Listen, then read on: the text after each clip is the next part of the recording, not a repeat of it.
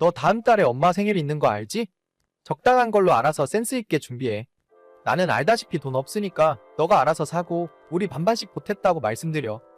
오빠도 내년이면 이제 30인데 언제까지 시험 공부만 하고 있을 거야? 그냥 이제 포기하고 적당한 곳에 취업하면 안 돼? 말 같지도 않은 소리는 하지도 마. 너도 알잖아. 엄마 아빠가 나한테 거는 기대가 얼마나 큰지. 나는 될 때까지 공부하는 수밖에 없어. 진짜 오빠도 너무 이기적이다. 엄마는 벌써부터 나한테 생활비 달라고 난리야. 나 혼자서 어떻게 온 가족 생활비를 감당하라고. 나는 시집도 안 가? 시집은 너 돈으로 가냐? 돈 많은 남자 만나서 몸만 가면 그만이야. 시끄러워. 나는 공부하러 갈 거니까 더 이상 잔소리 하지 마. 공부는 무슨 공부? 독서실 안 가고 맨날 PC방만 가는 거 다 알아. 엄마한테 말하지 마. 괜히 스트레스만 받아. 저는 집 떠나서 혼자 살고 있는 27살 여자입니다.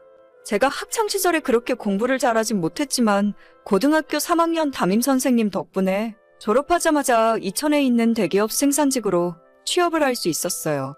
여기서 우리 회사에서 받는 제 연봉을 정확하게 이야기할 수는 없지만 그래도 5천은 넘고 1억은 채 안 된다고만 말씀드릴게요. 물론 보너스랑 성과급까지 다 포함한 금액입니다. 직장인치고 절대 적은 돈 아니라 생각하고 주변 또래의 제 친구들보다 훨씬 많은 돈을 벌고 있어요. 하지만 항상 저희 부모님에게는 고졸학력의 공장에서 일을 하는 제가 친척들 앞에서 부끄러운 존재였고 수도권 4년제 대학을 졸업해서 공무원 시험 준비를 하고 있는 오빠는 집안의 자랑으로 여기셨습니다. 그러면서도 제가 첫 취업했을 때부터 지금까지 항상 저한테 용돈을 받아가셨어요. 20살 때 아무것도 몰랐을 때는 엄마가 월급을 전부 맡아서 관리해준다 하시더라고요. 멋모르고 월급 통장 그대로 가져다 드리고 용돈을 받아서 쓰고 있었는데 직장 선배 언니들이 절대 그러지 말라고. 나중에 너 시집 갈 때 되면 돈 하나도 안 남아있을 거라 얘기해줘서 6개월 만에 제 월급 통장을 돌려받았습니다. 물론 그때도 엄마가 자기를 도둑 취급하냐면서 화를 내셨지만 실제로 6개월치 월급이 들어있어야 할 통장에는 100만 원도 남아있지 않더라고요. 지금 생각하면 그때 뺏은 것이 얼마나 다행인지 몰라요. 아무튼 그 뒤로도 당당하게 용돈을 달라 하셨고 저는 자식된 입장에서 당연히 부모에게 갚아야 한다고 생각해서 매달 용돈을 드리면서 살고 있었죠. 너는 월급도 안 오르니? 벌써 몇 년째 보내는 돈이 그대로야? 너네 회사 돈 잘 번다고 뉴스에 대문짝만하게 나오는데 왜 돈 올랐다는 얘기가 없어? 나는 그냥 시키는 일만 하는 사람인데 무슨 내 연봉이 올라? 높은 사람들이나 오르는 거지. 그리고 한 달에 100만 원씩 용돈 드리면 됐지. 대체 얼마나 더 달라고. 이런 이기적인 것을 봤나? 너 혼자만 잘 먹고 잘 살면 그만이냐? 네 오빠 공부하는데 학원비라도 너가 나서서 보태줘야 할 거 아냐?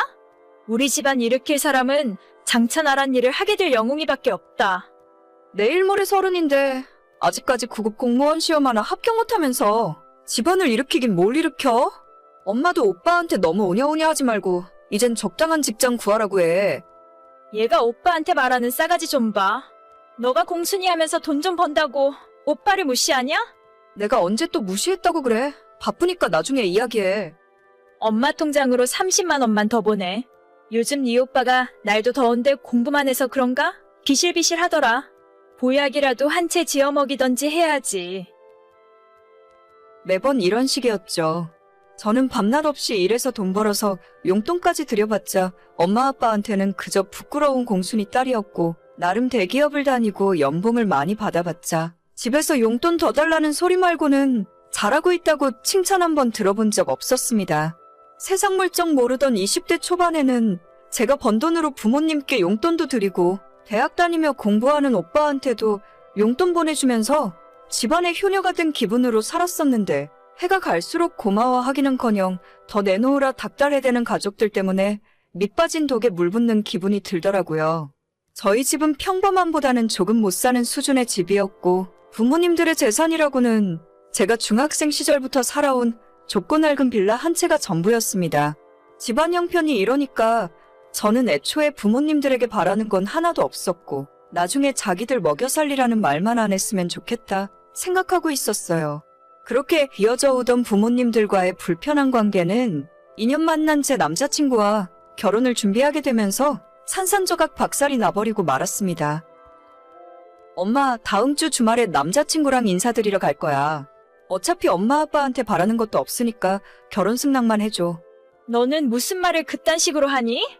하여간 밉상도 이런 밉상이 없다니까. 애초에 엄마한테는 오빠 생각밖에 없잖아. 나는 이제 결혼해서 내 가정 꾸리고 알아서 살게. 얘 좀 봐. 누가 보면 주워온 자식인 줄 알겠다.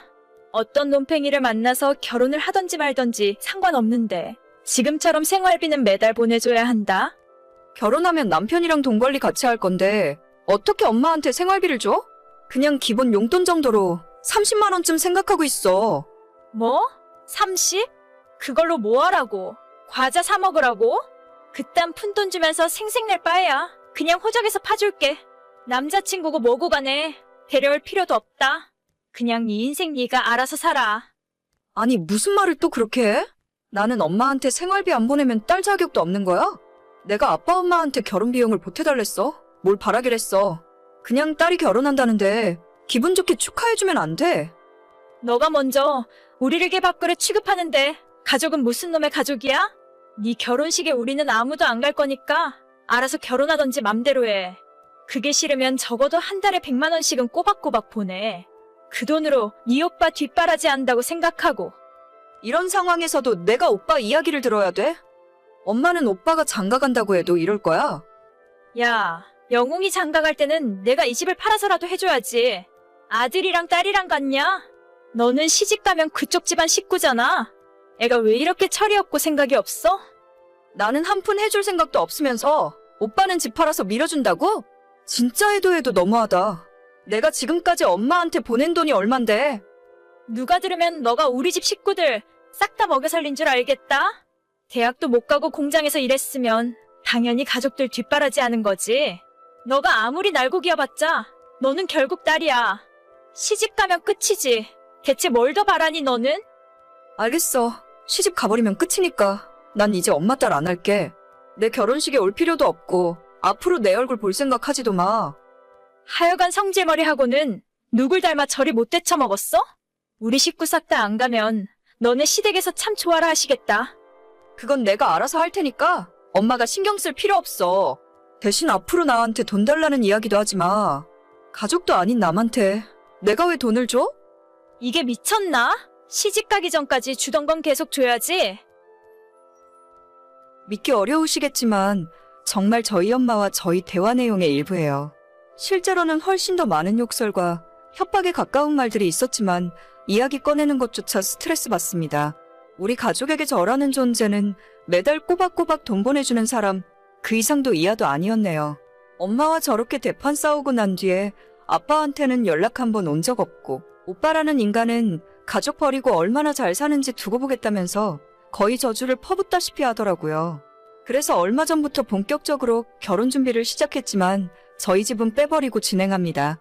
콩가루 같은 저희 집 사정 때문에 남자친구 부모님들이 결혼을 반대하진 않을까 걱정했는데 제 사정을 다 들어주신 예비 시부모님들이 그동안 고생 많이 했다면서 차라리 잘 됐다고 앞으로 결혼하면 너희들만 생각하며 행복하게 지내라고 하셨습니다.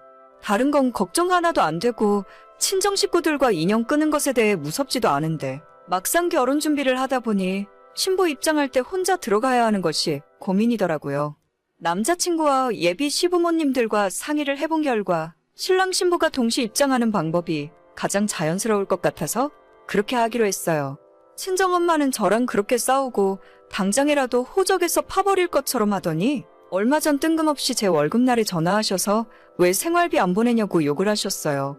예전 같으면 엄마가 화내는 것이 무섭기도 하고 큰 보류를 저지르는 것 같아서 바로 돈 보내드렸겠지만 이제는 인연 끊겠다고 맘을 먹어서 그런 건지 엄마가 하는 소리가 완전 남의 일처럼 들리더라고요. 결국 10,000원짜리 한 장 안 보냈고 엄마도 제 앞길에 저주를 퍼부으면서 저희 가족과의 인연은 완전히 끝난 것 같습니다. 어차피 부모님들에게는 저 말고 오빠가 있으니까 아무 상관 없으실 거예요. 저 같은 공장에서 일하는 자식이 아닌 나란 일하는 자식이 얼마나 자랑스러우시겠어요? 물론 공무원 시험에 합격을 해야 하는 거지만 잘난 아들이니까 올해는 합격하겠죠. 부모님에 대한 효도는 저 말고 잘난 아들에게 맡겨두고 앞으로 저는 남자친구와 새 가정 꾸리고 행복하게 잘 살도록 하겠습니다. 시간이 지날수록 후회와 걱정보다는 괜히 기분이 좋고 행복하네요. 오래된 사랑니를 드디어 뽑아낸 기분입니다. 오늘의 사연은 여기까지입니다. 구독과 좋아요, 알림 설정은 많은 힘이 됩니다. 다들 행복하시고 좋은 하루 되세요.